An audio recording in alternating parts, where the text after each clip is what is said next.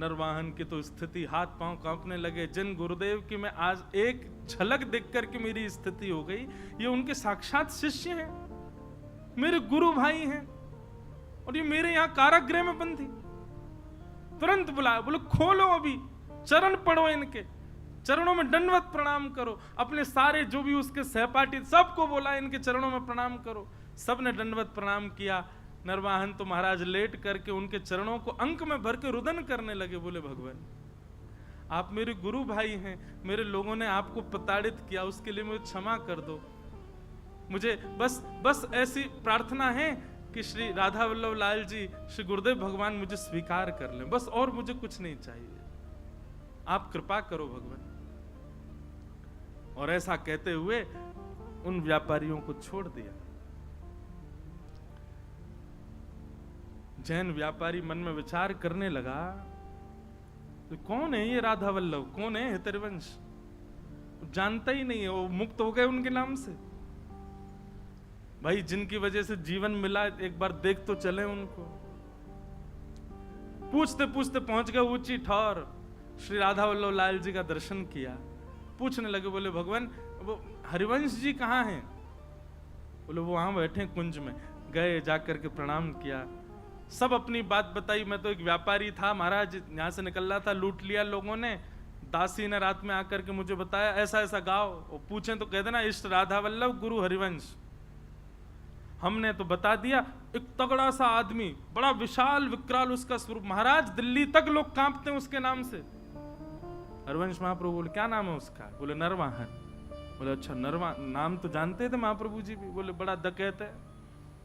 बोले महाराज उसने जैसे ही आपका नाम सुना नतमस्तक हो गया, राधा वल्लभ जी का नाम सुना रुदन करने लगा, चरणों में गिर करके खूब उसने प्रार्थना करी।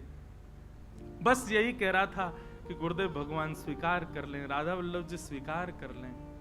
जैसे ही ये भावना उसकी सुनी महाप्रभु जी ने देखा तो राधा वल्लभ जी की ओर जैसे ही देखा तो राधा वल्लभ जी खड़े तो सीधे थे, देख यहीं रहे थे, बातों को ही सुन रहे थे। और जैसे ही महाप्रभु जी ने देखा, उन्होंने तुरंत अपनी नजर सीधी कर ली।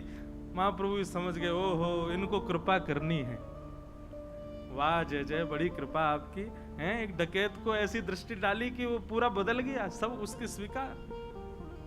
ठीक है, महाप्रभु जी ने भी भाव बनाया, आएगा तो अब उसको दीक्षा दे देंगे हम।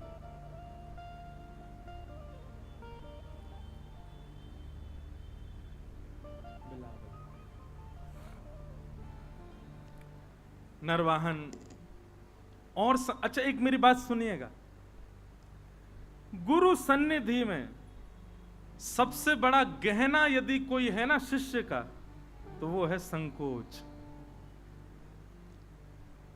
गुरु सन्मुख जाने में, गुरु दर्शन करने में, गुरु से कुछ कहने में, गुरु के आगे कुछ बोलने में यदि आपको संकोच नहीं होता है ना, क्षमा करें आपके शिष्यत्व में कहीं कमी है अभी। गुरु के गुरुत्व में कमी नहीं होती, हमारे शिष्यत्व में ही कहीं ना कोई क्षणिक भाव होगा। नरवाहन बहुत मनी मन विचार करता कैसे जाऊं, लेकिन आज उसने थोड़ा साहस किया कि एक बार चल के ऊंची ठौर पर दर्शन तो करूं। कैसे हैं ठाकुर जी?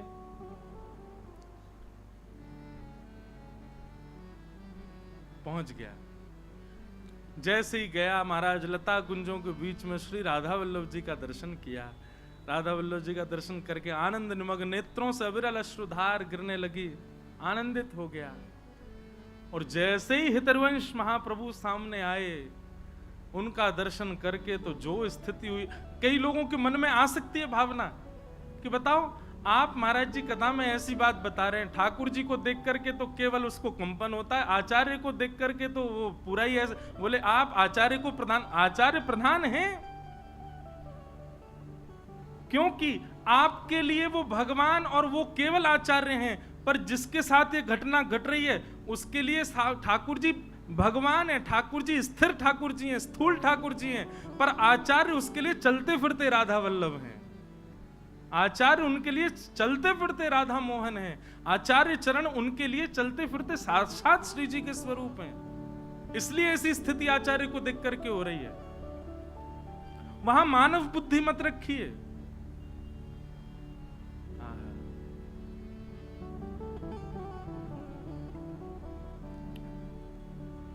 हरिवंश महाप्रभु आए, नरवाहन को देखा, देखते ही अपने हृदय से लगा लिया, हृदय से लगाया, हृदय से लगा करके और फिर राधा वल्लभ जी का दर्शन कराया। निहारो इनको, भाव से निहारो।